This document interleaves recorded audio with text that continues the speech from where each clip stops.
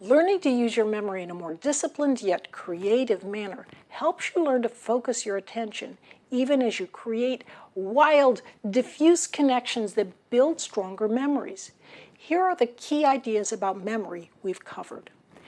In this course, we discussed two main memory systems involved in your ability to chunk concepts. The first is long-term memory, which is like a storage warehouse. You need to practice and repeat in order to help store items in long-term memory so you can retrieve them more easily. Practicing and repeating all in one day is a bad idea. You want to extend your practice to several days. This is why tackling procrastination is important. It helps you build better memories because you start earlier. The second is working memory, which is like a poor blackboard that quickly fades. You can only hold about 4 items in your working memory. When you master a technique or concept, in some sense, it compacts the ideas so they can occupy less space in your working memory when you do bring them to mind. This frees your mental thinking space so that it can more easily grapple with other ideas.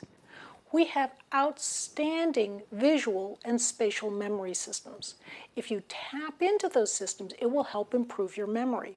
To begin tapping into your visual memory system, try making a very memorable visual image representing one key item you want to remember.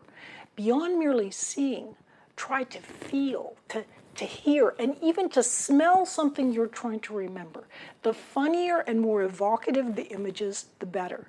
As always, repetition over several days is really helpful. Another key to memorization is to create meaningful groups that simplify the material. Try associating numbers with years or with systems you're familiar with, like running times. Many disciplines use memorable sentences.